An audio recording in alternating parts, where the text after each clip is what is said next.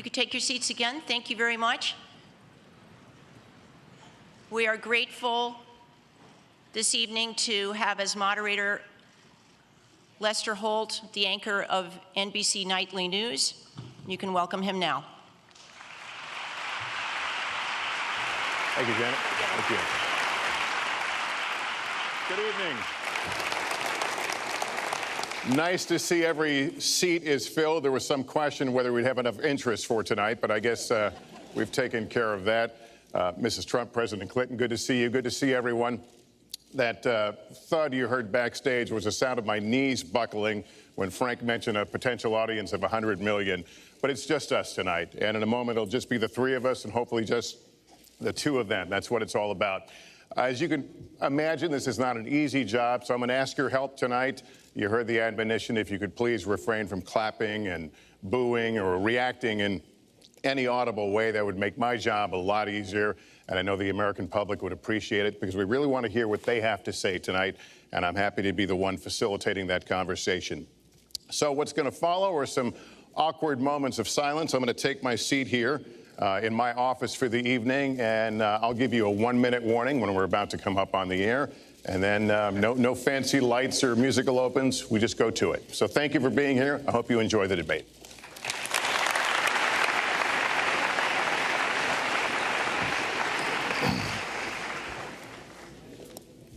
Okay, so right here, Mr. Holt, spare IFB, that knob for turning it on.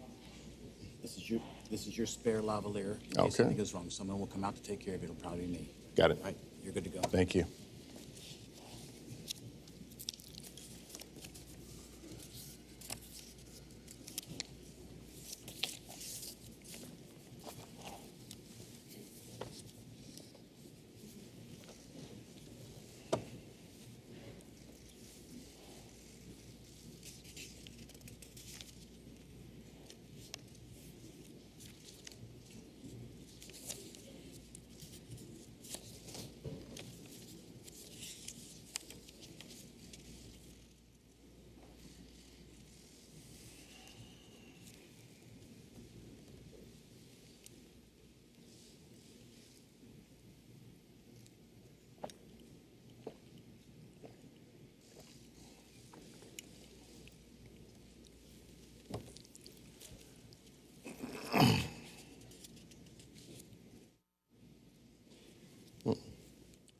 Not hearing you.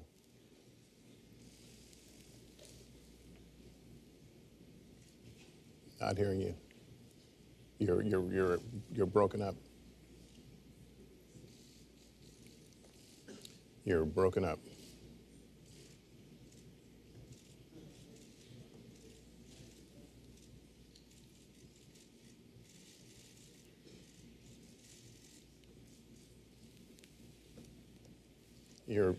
Say it again. Repeat. Okay. Okay.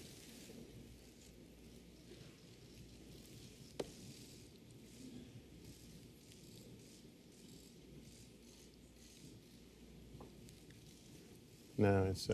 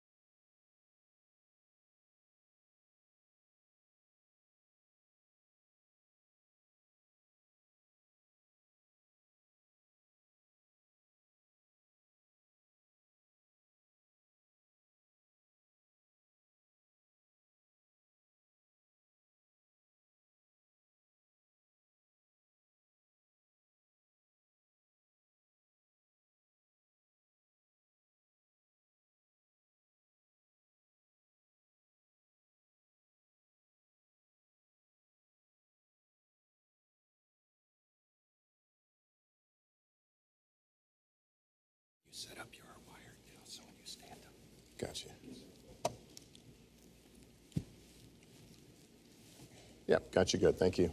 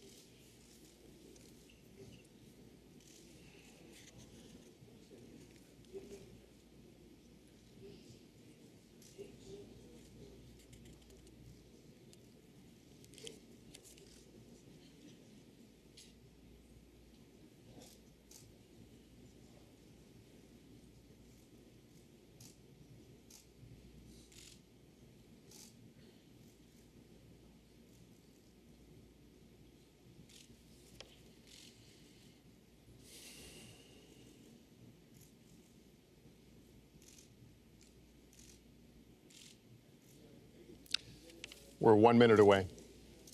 1 minute away.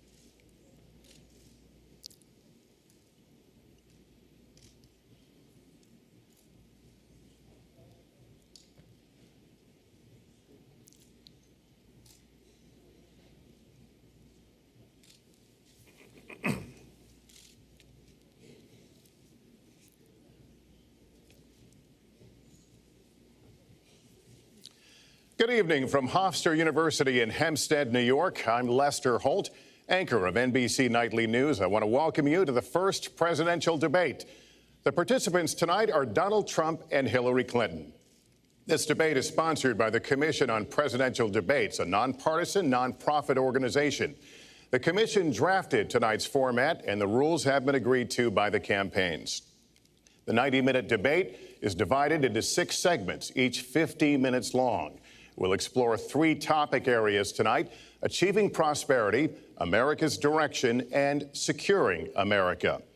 At the start of each segment, I will ask the same lead-off question to both candidates, and they will each have up to 2 minutes to respond.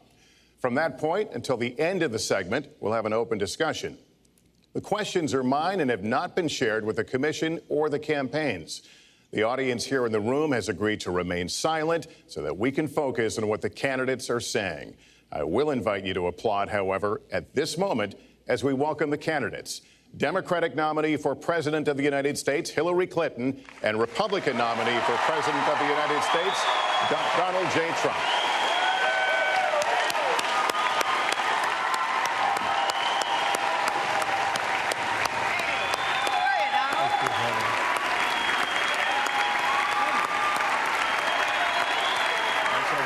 Good luck to you. Mr. Trump, good luck to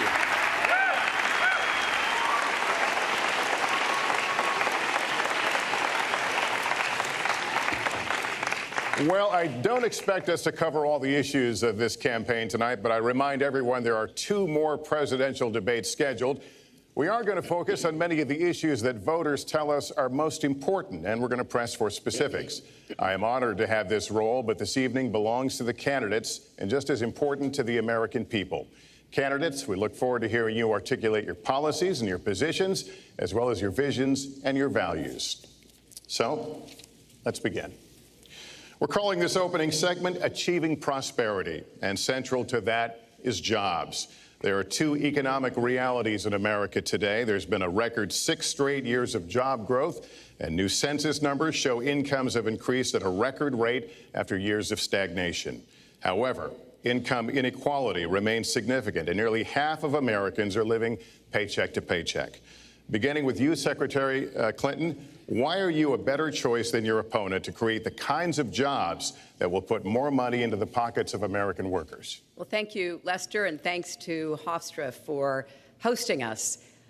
The central question in this election is really what kind of country we want to be and what kind of future we'll build together. Today is my granddaughter's 2nd birthday, so I think about this a lot. First, we have to build an economy that works for everyone, not just those at the top.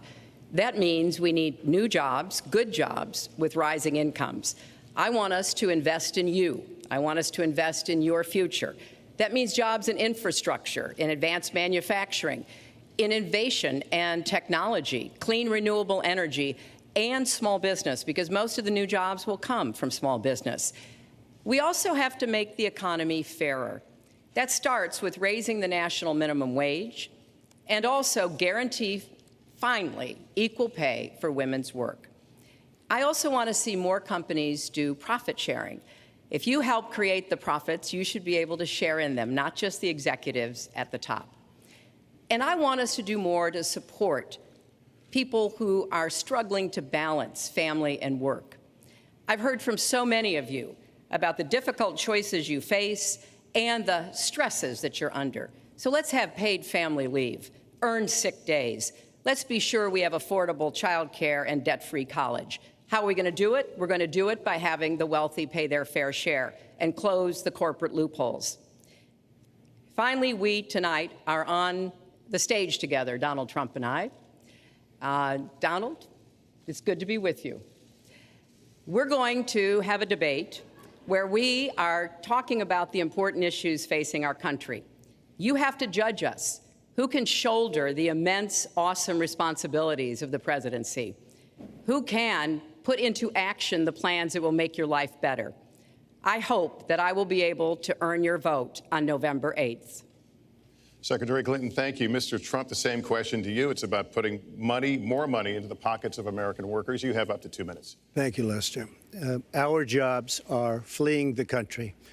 They're going to Mexico. They're going to many other countries. You look at what China is doing to our country in terms of making our product. They're devaluing their currency, and there's nobody in our government to fight them. And we have a very good fight, and we have a winning fight, because they're using our country as a piggy bank to rebuild China, and many other countries are doing the same thing. So we're losing our good jobs, so many of them. When you look at what's happening in Mexico, a friend of mine who builds plants said it's the 8th wonder of the world. They're building some of the biggest plants anywhere in the world, some of the most sophisticated, some of the best plants. With the United States, as he said, not so much. So Ford is leaving. You see that, their small car division leaving. Thousands of jobs, leaving Michigan, leaving Ohio. They're all leaving, and we can't allow it to happen anymore. As far as child care is concerned and so many other things, I think Hillary and I agree on that. We probably disagree a little bit as to numbers and amounts and what we're going to do, but perhaps we'll be talking about that later. But we have to stop our jobs from being stolen from us. We have to stop our companies from leaving the United States, and with it, firing all of their people. All you have to do is take a look at Carrier Air Conditioning in Indianapolis. They fired 1,400 people. They're going to Mexico. So many, hundreds and hundreds of companies are doing this. We cannot let it happen. Under my plan, I'll be reducing taxes tremendously, from 35% to 15% for companies, small and big businesses. That's going to be a job creator like we haven't seen since Ronald Reagan. It's going to be a beautiful thing to watch. Companies will come, they will build, they will expand, new companies will start, and I look very, very much forward to doing it. We have to renegotiate our trade deals, and we have to stop these countries from stealing our companies and our jobs. Secretary Clinton, would you like to respond? Well, I think that trade is an important issue. Of course, we are 5% of the world's population. We have to trade with the other 95%. And we need to have smart, fair trade deals. We also, though, need to have a tax system that rewards work and not just financial transactions. And the kind of plan that Donald has put forth would be trickle-down economics all over again. In fact, it would be the most extreme version, the biggest tax cuts for the top percent of the people in this country than we've ever had. I call it trumped-up trickle-down, because that's exactly what it would be. That is not how we grow the economy. We just have a different view about what's best for growing the economy, how we make investments that will actually produce jobs and rising incomes.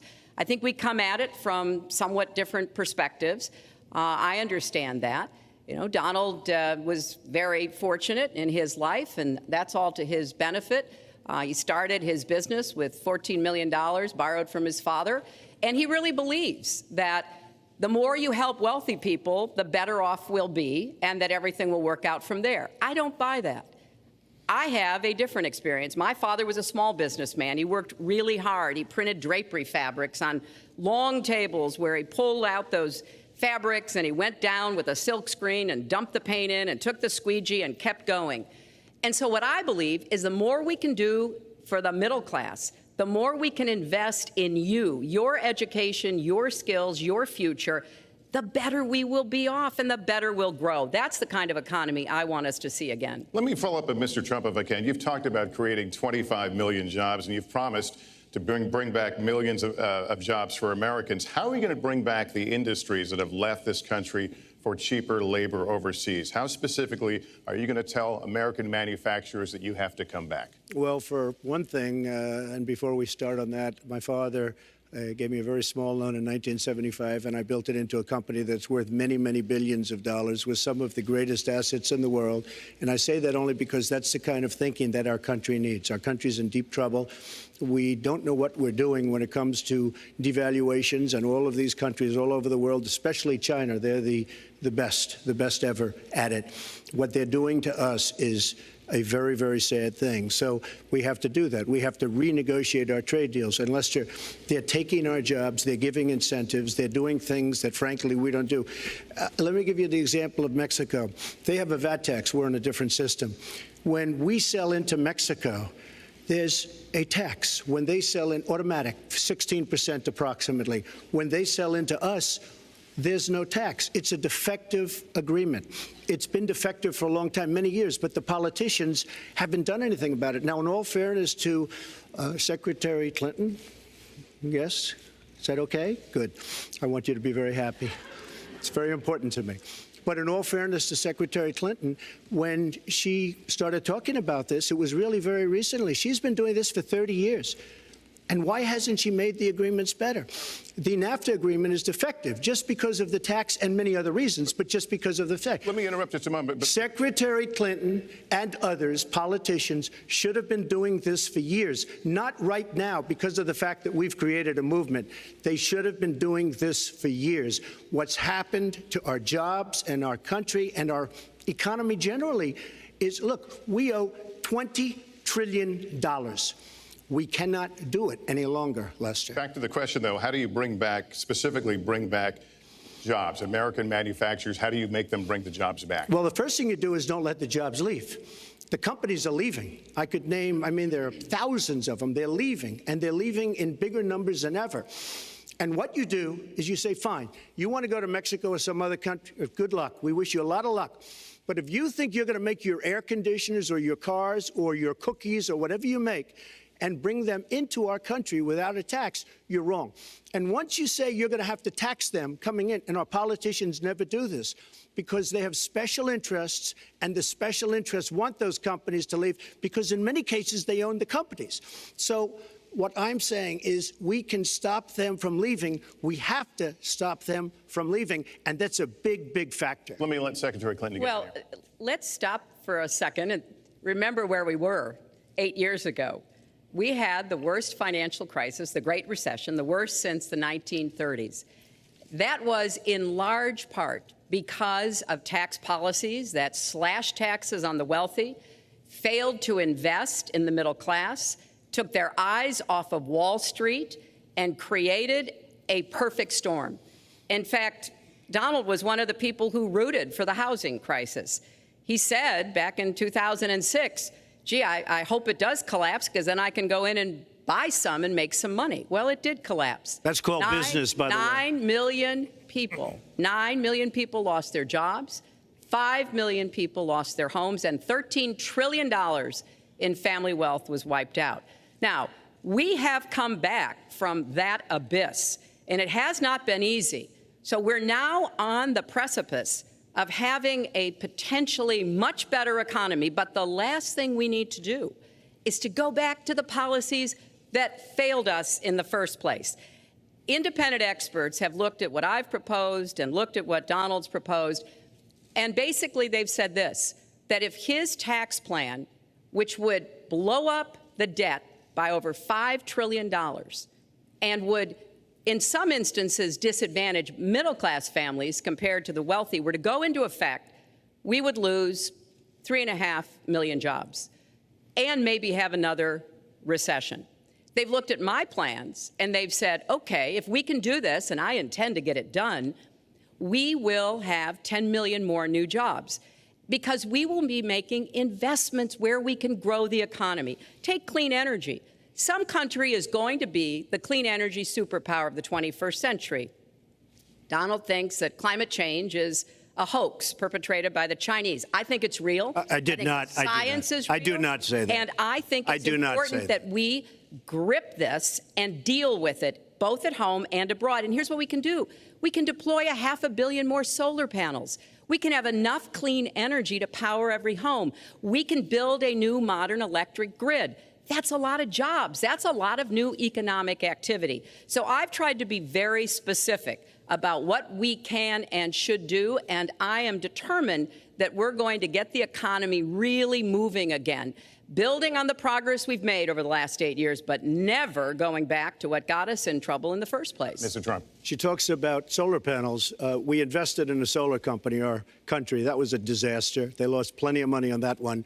Now, look, I'm a great believer in all forms of energy, but we're putting a lot of people out of work. Our energy policies are a disaster. Our country is losing so much in terms of energy, in terms of paying off our debt. You can't do what you're looking to do with $20 trillion in debt. The Obama administration, from the time they've come in, is over 230 years worth of debt, and he's topped it. He's doubled it in a course of almost 8 years, 7.5 years to be semi-exact. So I will tell you this, we have to do a much better job at keeping our jobs, and we have to do a much better job at giving companies incentive to build new companies or to expand, because they're not doing it. And all you have to do is look at Michigan and look at Ohio and look at all of these places where so many of their jobs and their companies are just leaving. They're gone. And Hillary, I just ask you this. You've been doing this for 30 years. Why are you just thinking about these solutions right now? For 30 years you've been doing it, and now you're just starting to think of solutions. Well, actually, I will bring back jobs. You can't bring back jobs. Well, actually, I have thought about this quite a bit. Yeah, for 30 years. I have, well, not quite that long.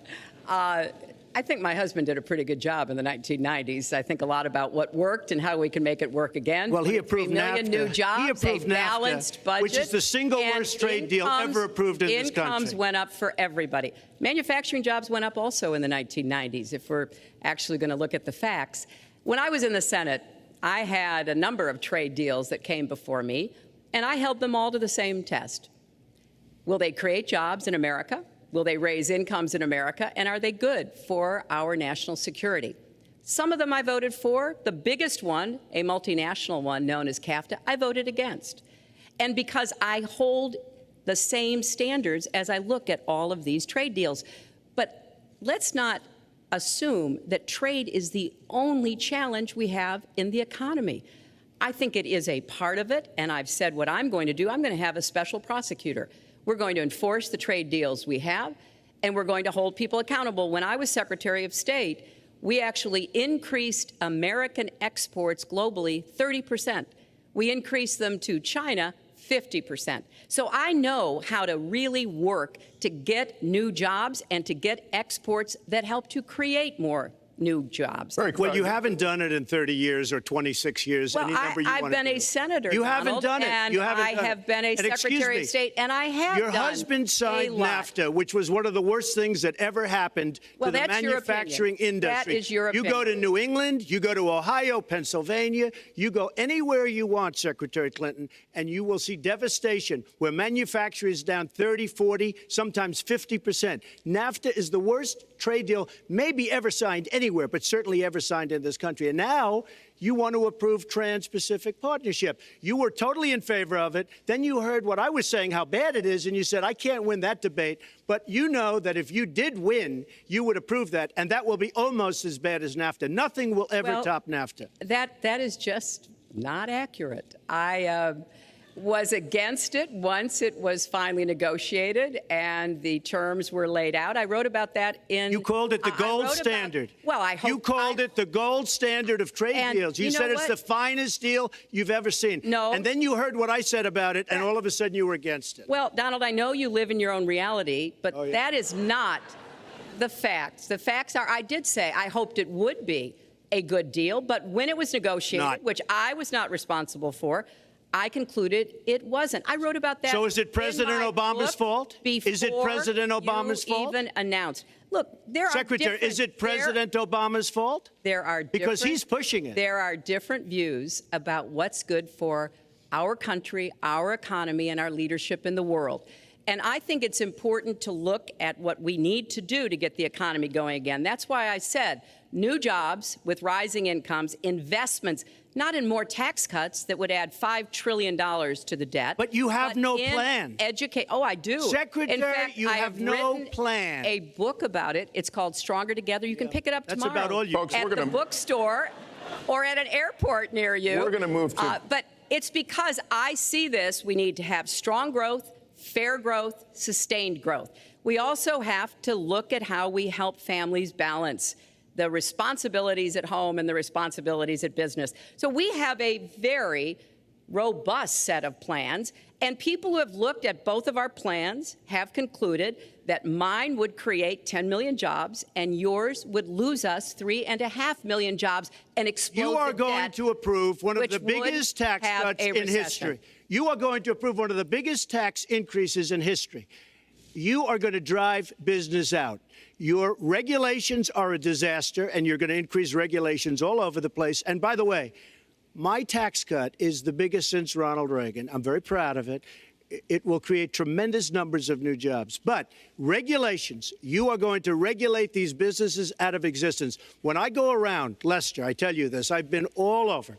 And when I go around, despite the tax cut, the things that business and people like the most is the fact that I'm cutting regulation. You have regulations on top of regulations, and new companies cannot form, and old companies are going out of business, and you want to increase the regulations and make them even worse. I'm going to cut regulations, but I'm going to cut taxes big league, and you're going to raise taxes big league. End of story. Let me get you to pause right there, because we're going to move into the next segment. We're going to talk taxes. That can't be left Please to stand. take 30 seconds, I then we're going to go kind on. of assumed that there would be a lot of these charges and claims.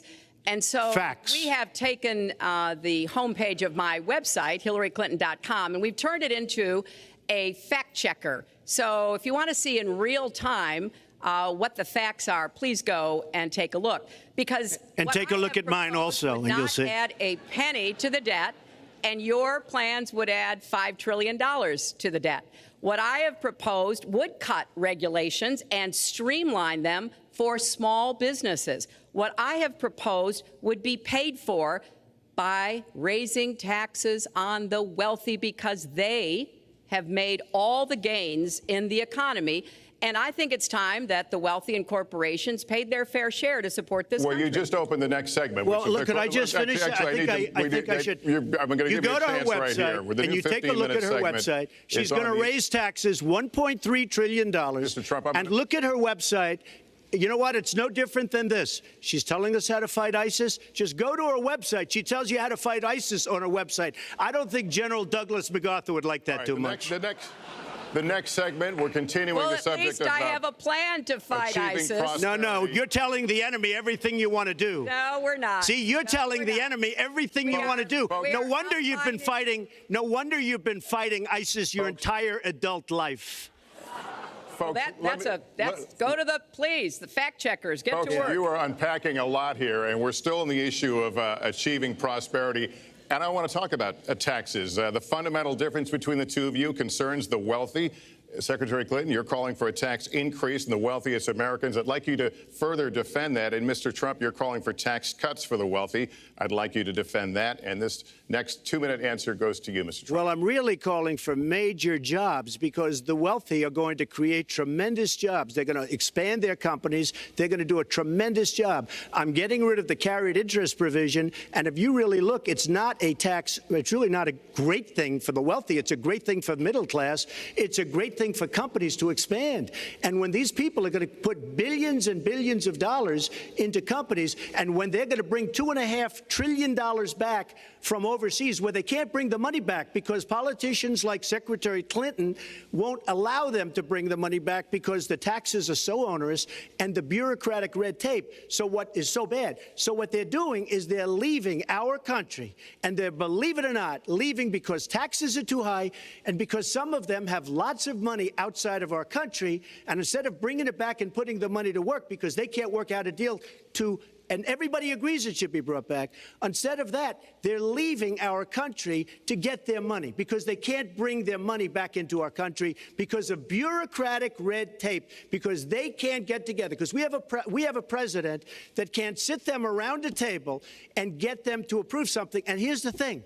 Republicans and Democrats agree that this should be done. $2.5 trillion. I happen to think it's double that. It's probably $5 trillion that we can't bring into our country, Lester. And with a little leadership, you'd get it in here very quickly, and it could be put to use on the inner cities and lots of other things, and it would be beautiful. But we have no leadership. And honestly, that starts with Secretary Clinton. All right, you have 2 minutes on the same question to defend tax increases on the wealthiest Americans, Secretary Clinton. I have a feeling that by the end of this evening, I'm going to be blamed for everything that's ever happened. Why not? Why not? Yeah, why not? Just join the debate by saying more crazy things. Now, let me say there's nothing crazy about not letting our companies bring their money back into their country. This is Secretary Clinton's 2 minutes, please. Yeah, well, let's start the clock again, Lester.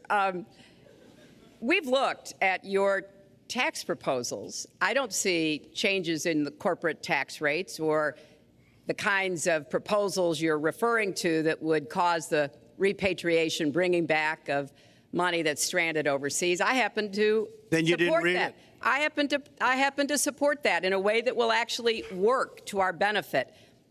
But when I look at what you have proposed, you have what is called now the Trump loophole, because it would so advantage you and the business you do.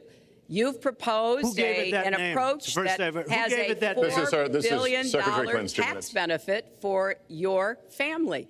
And when you look at what you are proposing, how much for my family? It is, Lester, as I said, trumped up trickle down. Trickle down did not work. It got us into the mess we were in 2008 and 9. Slashing taxes on the wealthy hasn't worked, and a lot of really smart, wealthy people know that. And they are saying, hey, we need to do more to make the contributions we should be making to rebuild the middle class. I don't think top-down works in America. I think building the middle class, investing in the middle class, making college debt-free so more young people can get their education, helping people refinance their debt from college at a lower rate. Those are the kinds of things that will really boost the economy. Broad-based, inclusive growth is what we need in America, not more advantages for people at the very top. Mr. Trump, typical politician, all talk, no action, sounds good, doesn't work, never going to happen. Our country is suffering because people like Secretary Clinton have made such bad decisions in terms of our jobs and in terms of what's going on. Now, look, we have the worst revival of an economy since the Great Depression. And believe me, we're in a bubble right now. And the only thing that looks good is the stock market. But if you raise interest rates even a little bit, that's going to come crashing down. We are in a big, fat, ugly bubble. And we better be awfully careful. And we have a Fed that's doing political things. This Janet Yellen of the Fed is doing political by keeping the interest rates at this level. And believe me, the day Obama goes off and he leaves and he goes out to the golf course for the rest of his life to play golf, when they raise interest rates, you're going to see some very bad things happen because the Fed is not doing their job. The Fed is being more political than Secretary Clinton. Mr. Trump, we're talking about the burden that Americans have to pay, yet you have not released your tax returns. And the reason nominees have released their returns for decades is so that voters will know if their potential president owes money to, who owes it to, and any business conflicts. Don't Americans have a right to know if there are any conflicts of interest? I don't mind releasing. I'm under a routine audit, and it'll be released. And as soon as the audit's finished, it'll be released. But you will learn more about Donald Trump by going down to the federal elections, where I filed a 104-page, essentially financial statement of sorts, the forms that they have. It shows income. In fact, the income, I just looked today, the income is filed at $694 million for this past year. $694 million. If you would have told me I was going to make that 15 or 20 years ago, I would have been very surprised. But that's the kind of thinking that our country needs. When we have a country that's doing so badly, that's being ripped off by every single country in the world, it's the kind of thinking that our country needs, because everybody, Lester, we have a trade deficit with all of the countries that we do business with of almost $800 billion a year. You know what that is? That means who's negotiating these trade deals? We have people that are political hacks negotiating our trade deals. The IRS has an Excuse me. audit of your taxes. You're perfectly free to release your taxes during an audit. And so the question, does the public's right to know outweigh your personal? Well, I told you, I will release them as soon as the audit. Look, I've been under audit almost for 15 years. I know a lot of wealthy people that have never been audited. I said, do you get audited? I get audited almost every year. And in a way, I should be complaining. I'm not even complaining. I don't mind it. It's almost become a way of life. I get audited by the IRS, but other people don't. I will say this. We have a situation in this country that has to be taken care of. I will release my tax returns against my lawyer's wishes. When she releases her 33,000 emails that have been deleted, as soon as she releases them, I will release my tax returns, and that's against my lawyers. They say don't do it. I will tell you this. No, in fact, watching shows, reading the papers, almost every lawyer says you don't release your returns until the audit's complete. When the audit's complete, I'll do it. But I would go against them if she releases her email. So it's negotiable? It's not negotiable. No, let her release the email. Why did she delete 33,000? Well, I'll let her ask that, but let me just admonish the audience one more time. There was an agreement. We did ask you to be silent, so it would be helpful for us. Secretary Clinton. Well, I think you've just seen another example of bait and switch here. For 40 years, everyone running for president has released their tax returns. You can go and see nearly, I think, 39, 40 years of our tax returns, but everyone has done it. We know the IRS has made clear there is no prohibition on releasing it when you're under audit. So you've got to ask yourself, why won't he release his tax returns? And I think there may be a couple of reasons. First, maybe he's not as rich as he says he is. Second, maybe he's not as charitable as he claims to be. Third, we don't know all of his business dealings, but we have been told through investigative reporting that he owes about $650 million to Wall Street and foreign banks. Or maybe he doesn't want the American people, all of you watching tonight, to know that he's paid nothing in federal taxes, because the only years that anybody's ever seen were a couple of years when he had to turn them over to state authorities when he was trying to get a casino license, and they showed he didn't pay any federal income tax. So if he's paid zero, that means zero for troops, zero for vets, zero for schools or health. And I think probably he's not all that enthusiastic about having the rest of our country see what the real reasons are, because it must be something really important, even terrible, that he's trying to hide. And the financial disclosure statement, they don't give you the tax rate. They don't give you all the details that tax returns would. And it just seems to me that this is something that the American people deserve to see. And I have no reason to believe that he's ever going to release his tax returns, because there's something he's hiding. And we'll guess. We'll keep guessing at what it might be that he's hiding. But I think the question is, were he ever to get near the White House, what would be those conflicts? Who does he owe money to? Well, he owes you the answers to that, and he should provide them. He also raised the issue of your emails. Do you want to respond to that? I do. You know, I made a mistake using a private email. That's for sure. And if I had to do it over again, I would obviously do it differently. But I'm not going to make any excuses. It was a mistake, and I take responsibility for that. Mr. Trump? That was more than a mistake. That was done purposely, okay? That was not a mistake. That was done purposely. When you have your staff taking the Fifth Amendment, taking the Fifth so they're not prosecuted, when you have the man that set up the illegal server taking the Fifth, I think it's disgraceful. And believe me, this country thinks it's disgraceful. It really thinks it's disgraceful also. As far as my tax returns, you don't learn that much from tax returns, that I can tell you. You learn a lot from financial disclosure. And you should go down and take a look at that. The other thing, I'm extremely underleveraged. The report that said 650, which, by the way, a lot of friends of mine that know my business said, boy, that's really not a lot of money. It's not a lot of money relative to what I had. The buildings that were in question, they said in the same report, which was actually wasn't even a bad story, to be honest with you, but the buildings are worth $3.9 billion. And the 650 isn't even on that. But it's not 650. It's much less than that. But I could give you a list of banks. I would, if that would help you, I would give you a list of banks. These are very fine institutions, very fine banks. I could do that very quickly. I am very underleveraged. I have a great company. I have a tremendous income. And the reason I say that is not in a braggadocious way. It's because it's about time that this country had somebody running it that has an idea about money.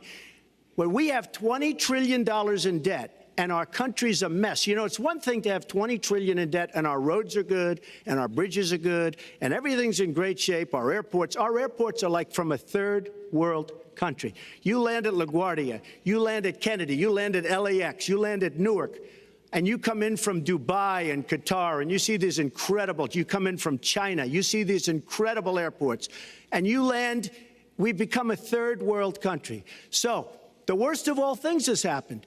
We owe $20 trillion, and we're a mess. We haven't even started. And we've spent $6 trillion in the Middle East, according to a report that I just saw, whether it's 6 or 5, but it looks like it's 6. $6 trillion in the Middle East. We could have rebuilt our country twice. And it's really a shame. And it's politicians like Secretary Clinton that have caused this problem. Our country has tremendous problems. We're a debtor nation, we're a serious debtor nation, and we have a country that needs new roads, new tunnels, new bridges, new airports, new schools, new hospitals. And we don't have the money because it's been squandered on so many of your ideas. Let you and respond maybe and we'll move to our because next. you haven't paid any federal income tax for a lot of years. And the other thing I think is important It would be squandered too, believe me. If your main claim to be president of the United States is your business, then I think we should talk about that. You know, your campaign manager said that you built a lot of businesses on the backs of little guys. And indeed, I have met a lot of the people who were stiffed by you and your businesses, Donald. I've met dishwashers, painters, architects, glass installers, marble installers, drapery installers, like my dad was, who you refused to pay when they finished the work that you asked them to do. We have an architect in the audience who designed one of your clubhouses at one of your golf courses. It's a beautiful facility.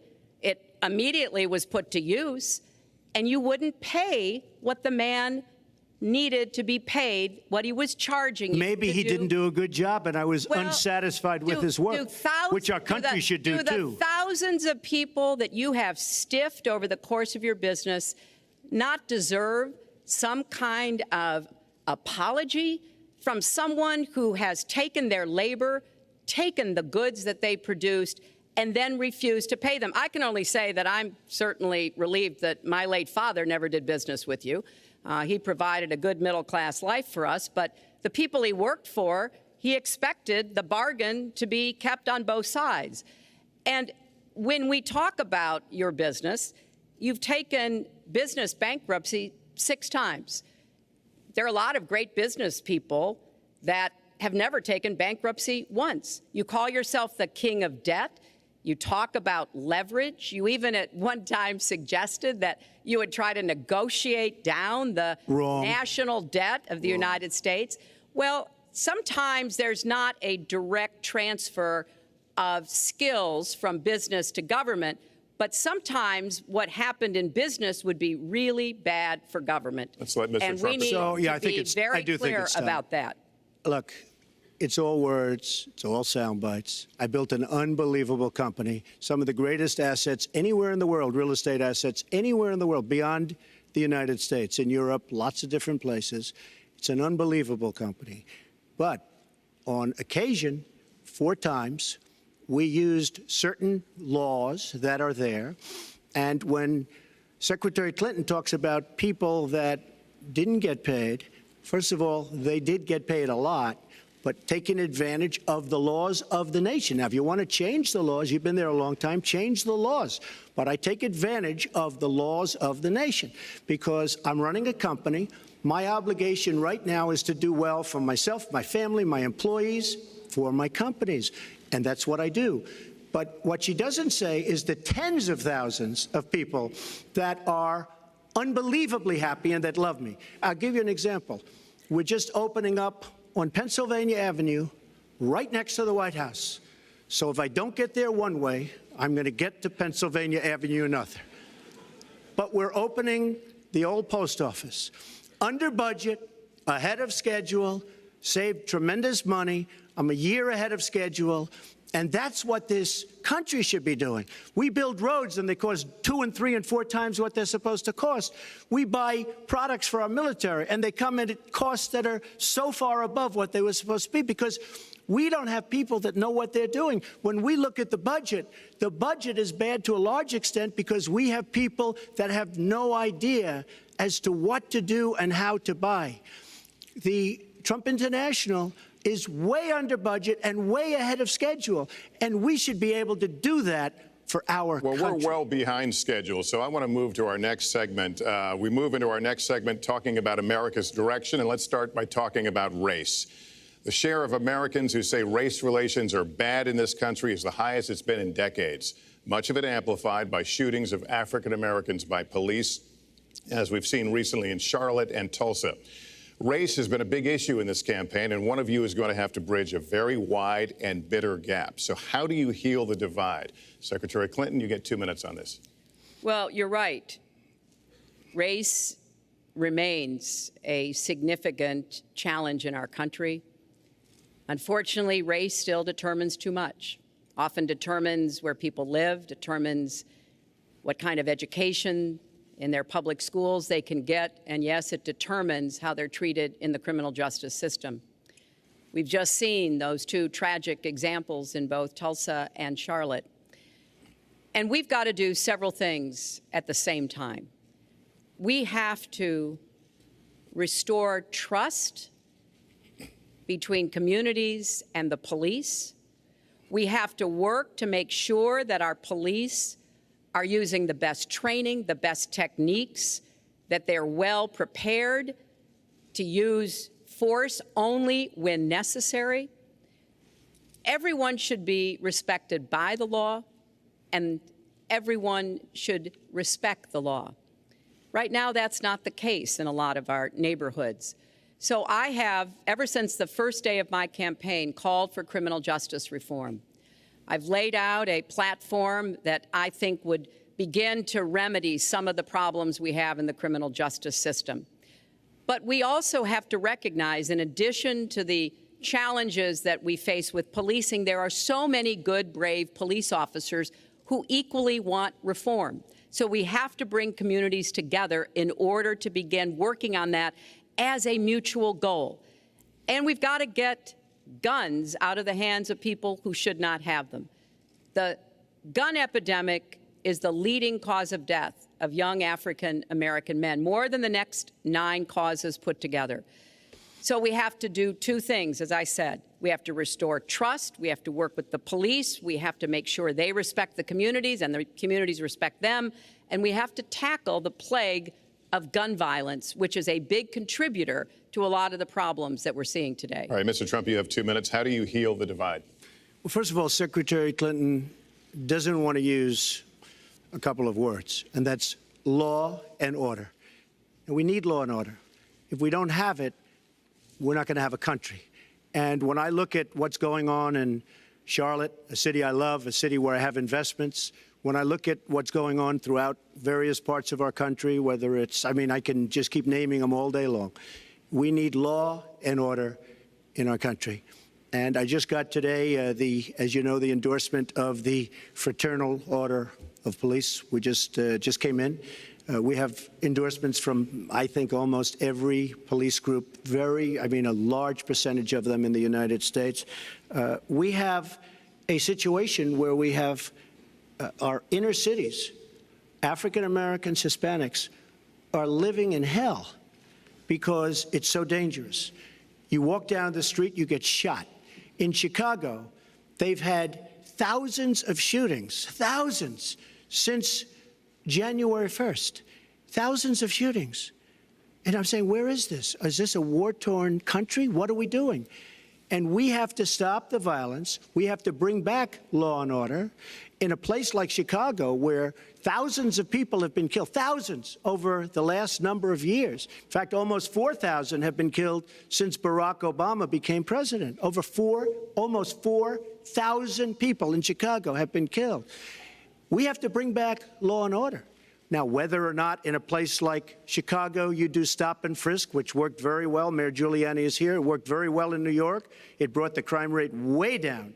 But you take the gun away from criminals that shouldn't be having it. We have gangs roaming the street, and in many cases, they're illegally here, illegal immigrants, and they have guns, and they shoot people.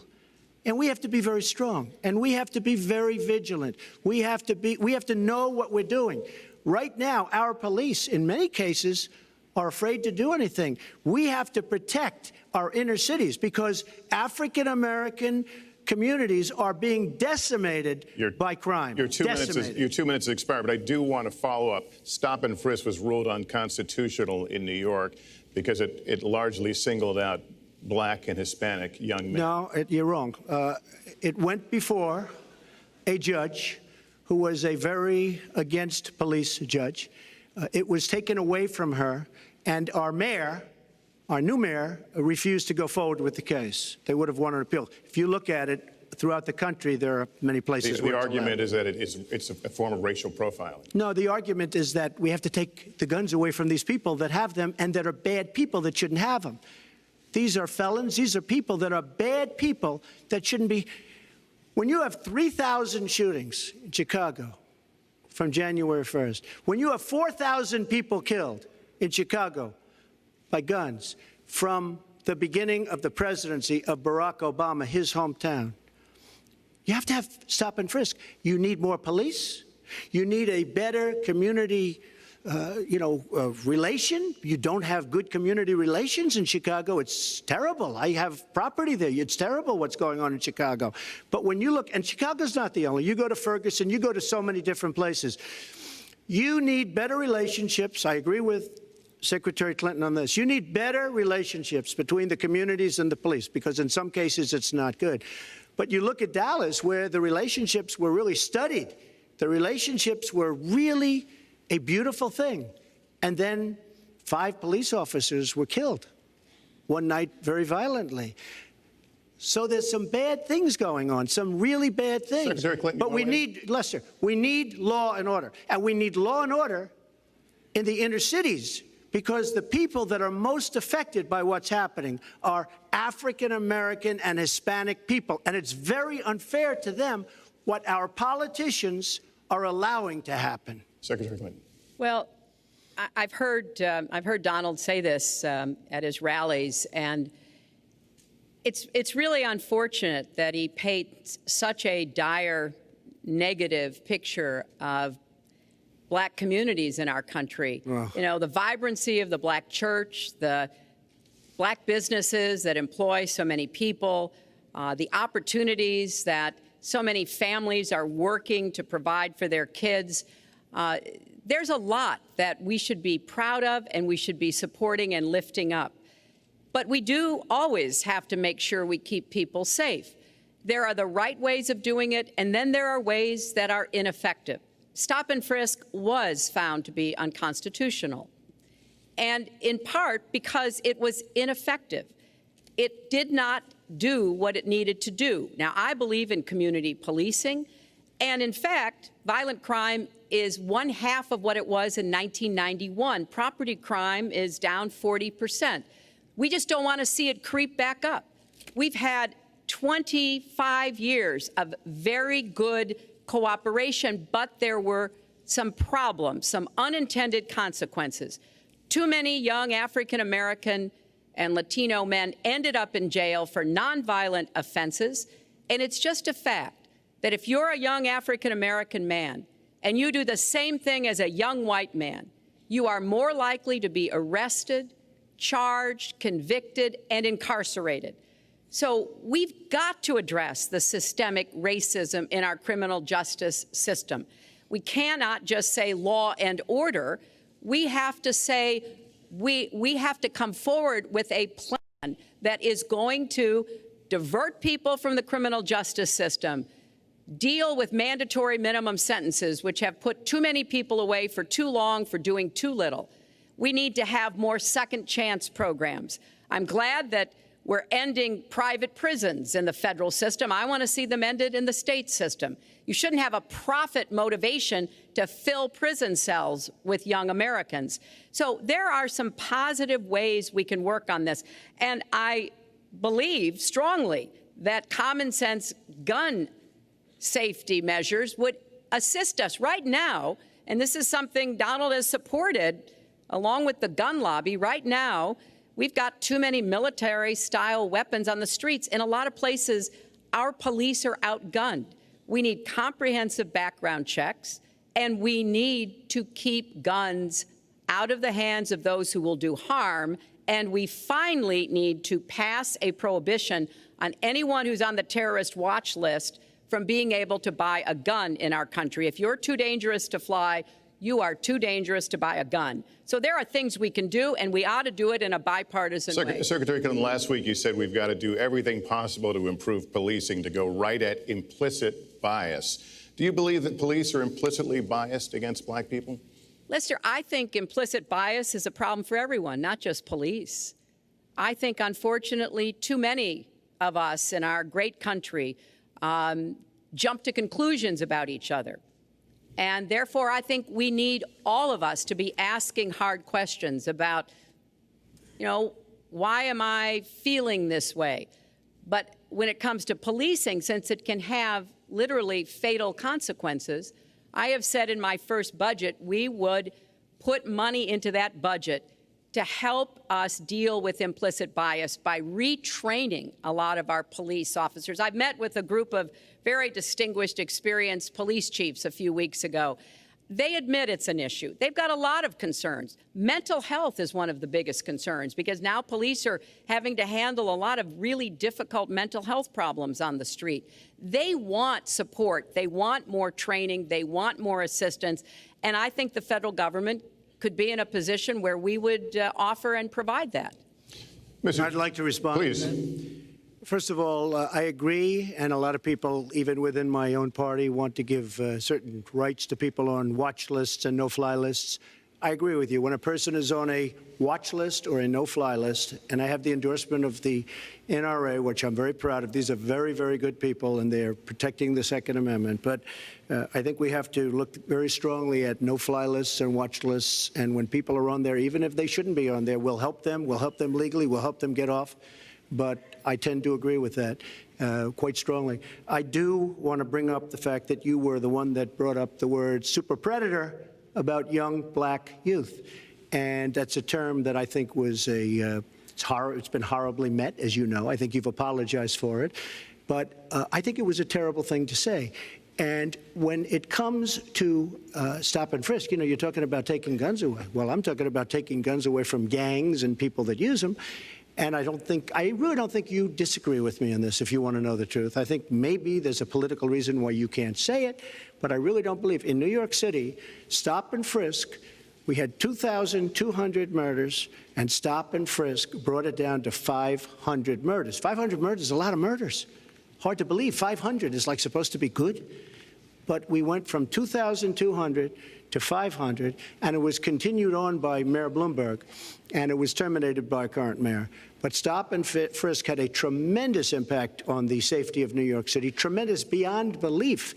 So when you say it has no impact, it really did. It had a very, very big impact. Well, it's also fair to say, if we're going to talk about mayors, that under the current mayor, crime has continued to drop, including murders. So there is... You're wrong. No, I'm not. Murders are up. All right, you'll check New York has done an excellent job, and I give credit. I give credit across the board, going back to mayors, to police chiefs, because it has worked, and other communities need to come together to do what will work as well. Look, one murder is too many, but it is important that we learn about what has been effective and not go to things that sound good that really did not have the kind of impact that we would want. Who disagrees with keeping neighborhoods safe? But let's also add, no one should disagree about respecting the rights of young men who live in those neighborhoods. And so we need to do a better job of working again with the communities, faith communities, business communities, as well as the police to try to deal with this problem. This conversation is about race, and so, Mr. Trump, I have to ask you. But I'd like to just respond, if I might. Please, 20 seconds. I'd just like to respond. Please respond, then I've got a follow-up. I will. Look, the African-American community has been let down by our politicians. They talk good around election time, like right now, and after the election, they said, see you later, I'll see you in 4 years. The African-American community, look, the community within the inner cities has been so badly treated. They've been abused and used in order to get votes by Democrat politicians, because that's what it is. They've controlled these communities for up to 100 years. Mr. Trump, let me... Unbroken. And I will tell you, you look at the inner cities, and I just left Detroit, and I just left Philadelphia, and I just, you know, you've seen me. I've been all over the place. You decided to stay home, and that's okay. But I will tell you, I've been all over, and I've met some of the greatest people I'll ever meet within these communities, and they are very, very upset with what their politicians have told them and what their politicians have done.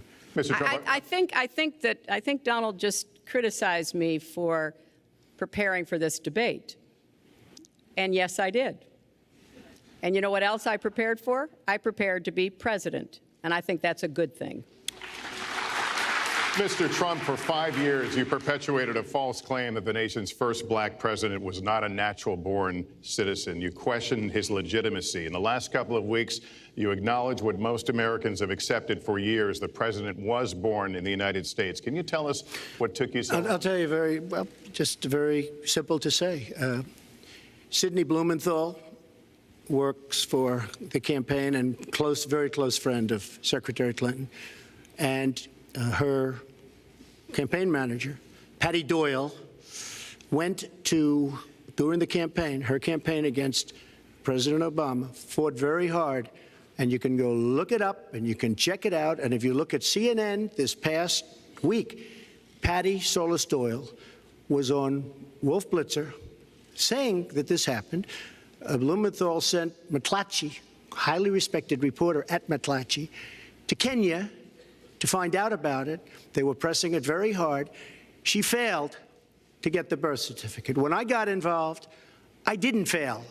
I got him to give the birth certificate. So I'm satisfied with it, and I'll tell you why I'm satisfied with it. That was because I want to get on to defeating ISIS, because I want to get on to creating jobs, because I want to get on to having a strong border, because I want to get on to things that are very important to me and that are very important to the country. I'll let you respond. That's important, but I just want to get the answer here. The birth certificate was produced in 2011. You continued to tell the story and question the president's legitimacy in 2012, 13, 14, 15, as recently as January. So the question is, what changed your mind? Well, nobody was pressing it. Nobody was caring much about it. I figured you'd ask the question tonight, of course, but nobody was caring much about it. But I was the one that got him to produce the birth certificate, and I think I did a good job. Secretary Clinton also fought it. I mean, you know, now everybody in mainstream is going to say, oh, that's not true. Look, it's true. Sidney Blumenthal sent a reporter. You just have to take a look at CNN last week, the interview with your former campaign manager, and she was involved. But just like she can't bring back jobs, she can't produce. I'm sorry, I'm just going to follow up, and I will let you respond to that, because if there's a lot there. But we're talking about racial healing in this segment. What do you say to Americans? Well, it was very, I say nothing. I say nothing because I was able to get him to produce it. He should have produced it a long time before. I say nothing. But let me just tell you, when you talk about healing, I think that I've developed very, very good relationships over the last little while with the African-American community. I think you can see that. And I feel that they really wanted me to come to that conclusion, and I think I did a great job and a great service, not only for the country, but even for the president, in getting him to produce his birth certificate. Secretary Clinton. Well, just listen to what you heard. And clearly, as Donald just admitted, he knew he was going to stand on this debate stage and Lester Holt was going to be asking us questions. So he tried to put the whole racist birther lie to bed. But it can't be dismissed that easily. He has really started his political activity based on this racist lie that our first black president was not an American citizen. There was absolutely no evidence for it, but he persisted. He persisted year after year because some of his supporters, people that he was trying to bring into his fold, apparently believed it or wanted to believe it. But remember, Donald started his career back in 1973 being sued by the Justice Department for racial discrimination because he would not rent apartments in one of his developments to African Americans, and he made sure that the people who worked for him understood that was the policy. He actually was sued twice by the Justice Department. So he has a long record of engaging in racist behavior. And the birther lie was a very hurtful one. You know, Barack Obama is a man of great dignity, and I could tell how much it bothered him and annoyed him that this was being touted and used against him.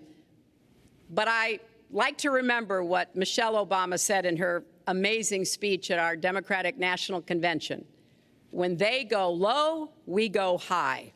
And Barack Obama went high, despite Donald Trump's best efforts to bring him down. Mr. Trump, you can respond, then we're going to move on to the next segment. I would love to respond. First of all, I got to watch, in preparing for this, some of your debates against Barack Obama. You treated him with terrible disrespect. And I watched the way you talk now about how lovely everything is and how wonderful you are. It doesn't work that way. You were after him. You were trying to. You even sent out, or your campaign sent out, pictures of him in a certain garb, very famous pictures. I don't think you can deny that. But just last week, your campaign manager said it was true. So when you try to act holier than thou, it really doesn't work. It really doesn't. Now, as far as the lawsuit, yes, when I was very young, I went into my father's company, had a real estate company in Brooklyn and Queens, and we, along with many, many other companies throughout the country, it was a federal lawsuit, were sued. We settled the suit with no admission of guilt. It was very easy to do, but they sued many people. I notice you bring that up a lot, and I also notice the very nasty commercials that you do on me in so many different ways, which I don't do on you. Maybe I'm trying to save the money. But frankly, I look at that and I say, isn't that amazing? Because I settled that lawsuit with no admission of guilt. But that was a lawsuit brought against many real estate firms, and it's just one of those things. I'll go on one step further. In Palm Beach, Florida, tough community, a brilliant community, a wealthy community, probably the wealthiest community there is in the world. I opened a club and really got great credit for it. No discrimination against African Americans, against Muslims, against anybody. And it's a tremendously successful club, and I'm so glad I did it. And I have been given great credit for what I did, and I'm very, very proud of it. And that's the way I feel. That is the true way I feel. Our next segment is called Securing America. We want to start with a 21st century war happening every day in this country. Our institutions are under cyber attack, and our secrets are being stolen. So my question is, who's behind it, and how do we fight it? Secretary Clinton, this answer goes to you.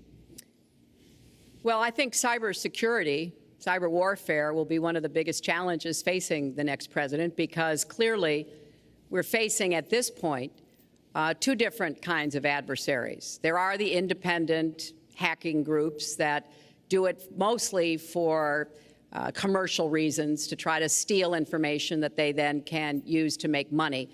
But increasingly, we are seeing cyber attacks coming from states, organs of states. The most recent and troubling of these has been Russia. There's no doubt now that Russia has used cyber attacks against all kinds of organizations in our country, and I am deeply concerned about this. I know Donald's very praiseworthy of Vladimir Putin, but Putin is playing a really tough, long game here. And one of the things he's done is to let loose cyber attackers to hack into government files, to hack into personal files, hack into the Democratic National Committee. And we recently have learned that, that this is one of their preferred methods of trying to wreak havoc and collect information. We need to make it very clear, whether it's Russia, China, Iran, or anybody else, the United States has much greater capacity, and we are not going to sit idly by and permit state actors to go after our information, our private sector information or our public sector information. And we're going to have to make it clear that we don't want to use the kinds of tools that we have. We don't want to engage in a different kind of warfare, but we will defend the citizens of this country. And the Russians need to understand that. I think they've been treating it as almost a probing. How far would we go? How much would we do? And that's why I was so shocked when Donald publicly invited Putin to hack into Americans. That is just unacceptable. It's one of the reasons why 50 national security officials who served in Republican administration have said that Donald is unfit to be the commander-in-chief. It's comments like that that really worry people who understand the threats that we face. Mr. Trump, you have 2 minutes on the same question. Who's behind it? And how do we find I do want to say that I was just endorsed, and more are coming next week. It'll be over 200 admirals, many of them are here, admirals and generals endorsed me to lead this country. That just happened, and many more are coming, and I'm very proud of it. In addition, I was just endorsed by ICE. They've never endorsed anybody before on immigration. I was just endorsed by ICE. I was just recently endorsed 16,500 Border Patrol agents. So when Secretary Clinton talks about this, I mean, I'll take the admirals and I'll take the generals any day over the political hacks that I see that have led our country so brilliantly over the last 10 years with their knowledge, okay? Because look at the mess that we're in. Look at the mess that we're in. As far as the cyber, I agree to parts of what Secretary Clinton said. We should be better than anybody else, and perhaps we're not. I don't think anybody knows it was Russia that broke into the DNC. She's saying Russia, Russia, Russia, but maybe it was. I mean, it could be Russia, but it could also be China. It could also be lots of other people. It also could be somebody sitting on their bed that weighs 400 pounds, okay? You don't know who broke in to DNC, but what did we learn with DNC? We learned that Bernie Sanders was taken advantage of by your people, by Debbie Wasserman Schultz. Look what happened to her. But Bernie Sanders was taken advantage of. That's what we learned. Now, whether that was Russia, whether that was China, whether it was another country, we don't know. Because the truth is, under President Obama, we've lost control of things that we used to have control over. We came in with the Internet. We came up with the Internet. And I think Secretary Clinton and myself would agree very much. When you look at what ISIS is doing with the Internet, they're beating us at our own game, ISIS. So we have to get very, very tough on cyber and cyber warfare. It is a huge problem. I have a son. He's 10 years old. He has computers. He is so good with these computers. It's unbelievable. The security aspect of cyber is very, very tough, and maybe it's hardly doable. But I will say we are not doing the job we should be doing. But that's true throughout our whole governmental society. We have so many things that we have to do better, Lester, and certainly cyber is one of them. Secretary Clinton. Well, I think there are a number of issues that we should be addressing. I have put forth a plan to defeat ISIS.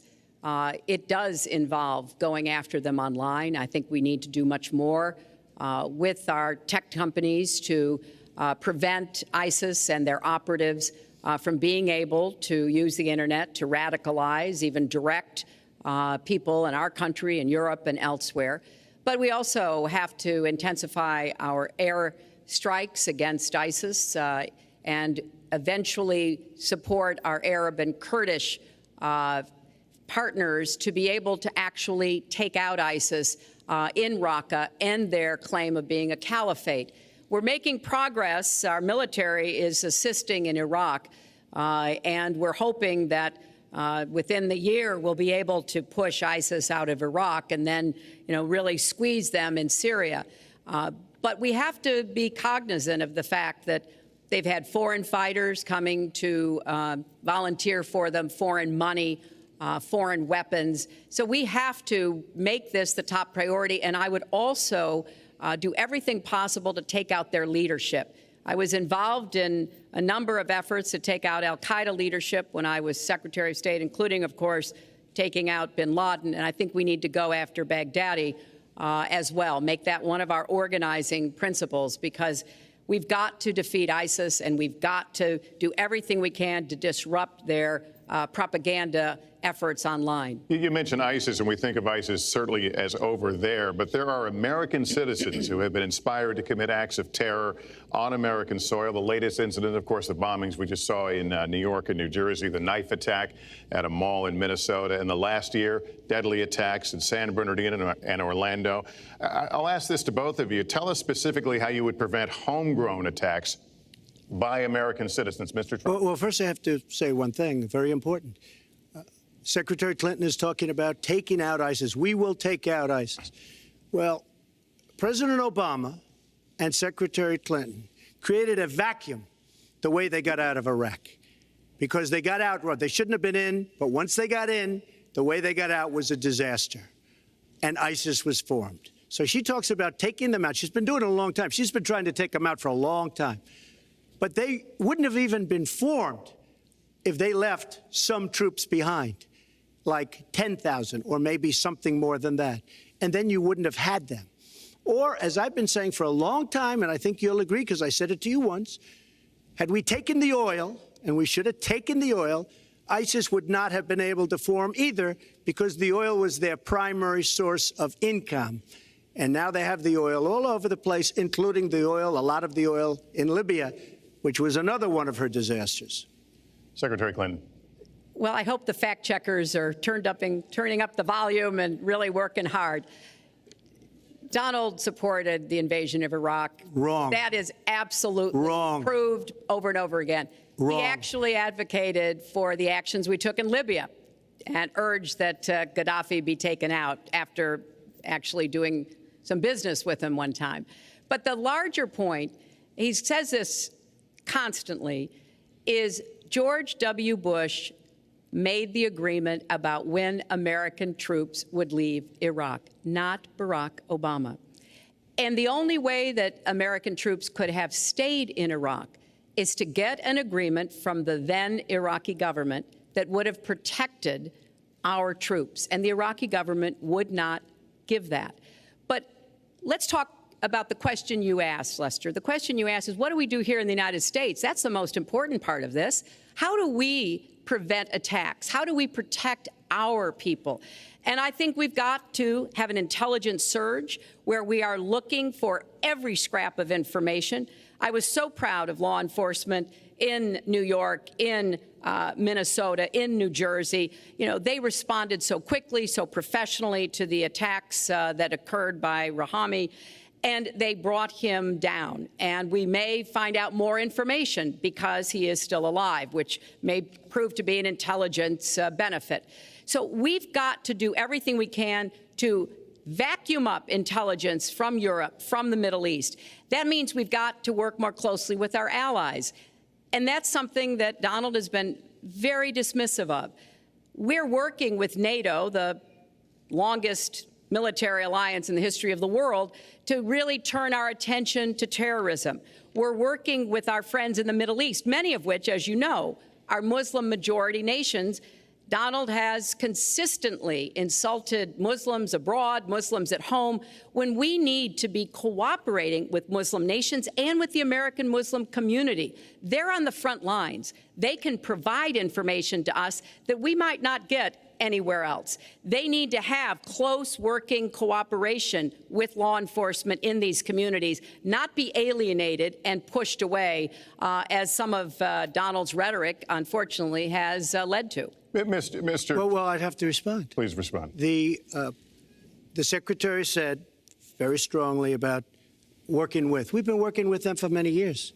And we have the greatest mess anyone's ever seen. You look at the Middle East, it's a total mess. Under your direction to a large extent. But you look at the Middle East, you started the Iran deal. That's another beauty where you have a country that was ready to fall. I mean, they were doing so badly. They were choking on the sanctions, and now they're going to be actually probably a major power at some point pretty soon, the way they're going. But when you look at NATO, I was asked on a major show, what do you think of NATO? And you have to understand, I'm a business person. I did really well, but I have common sense. And I said, well, I'll tell you, I haven't given lots of thought to NATO, but two things. Number one, the 28 countries of NATO, many of them aren't paying their fair share. Number two, and that bothers me because we should be, yes, we're defending them, and they should at least be paying us what they're supposed to be paying by treaty and contract. And number two, I said, and very strongly, NATO could be obsolete because, and I was very strong on this, and it was actually covered very accurately in the New York Times, which is unusual for the New York Times, to be honest. But I said they do not focus on terror. And I was very strong, and I said it numerous times. And about 4 months ago, I read on the front page of the Wall Street Journal that NATO is opening up a major terror division. And I think that's great. And I think we should get, because we pay approximately 73% of the cost of NATO. It's a lot of money to protect other people. But I'm all for NATO.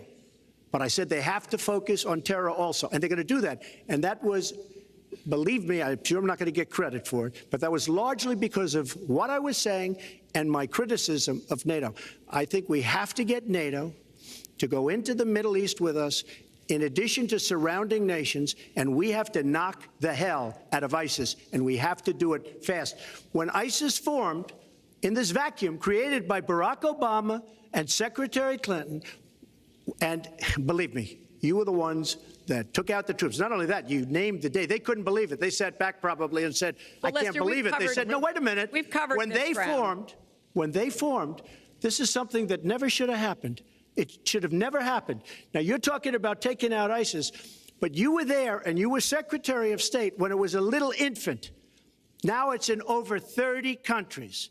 And you're going to stop them? I don't think so. Mr. Trump, a lot of these are judgment questions. You had supported the war in Iraq before the invasion. What makes your judgment? I did not support the war in Iraq. 2002. That is a mainstream media nonsense put out by her, because she, frankly, I think the best person in her campaign is mainstream media. My question is, since you would you like to hear? Why is your war? Wait a minute.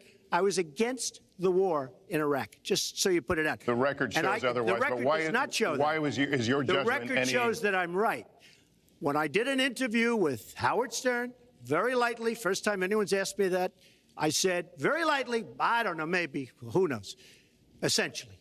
I then did an interview with Neil Cavuto. We talked about the economy is more important.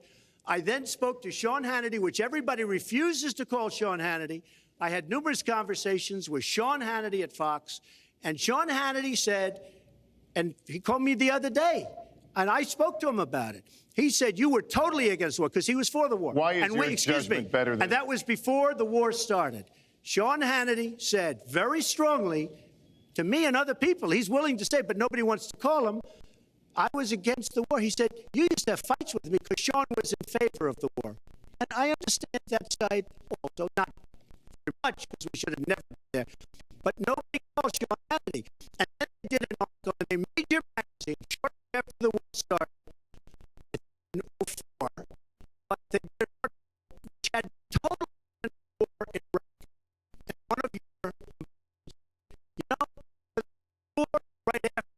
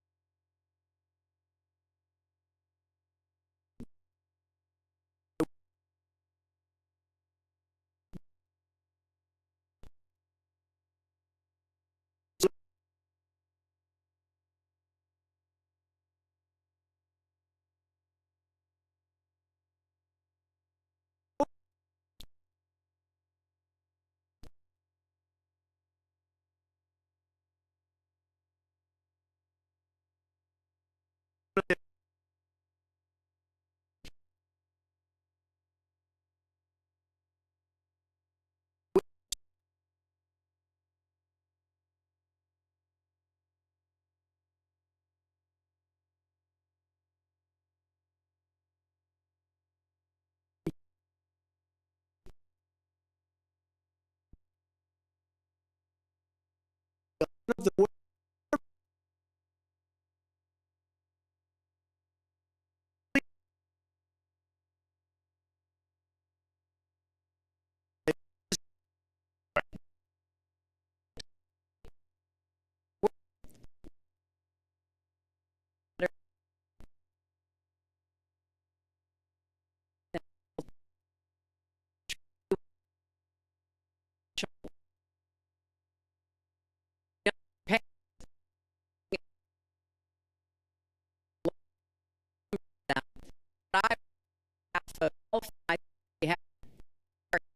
say, our work.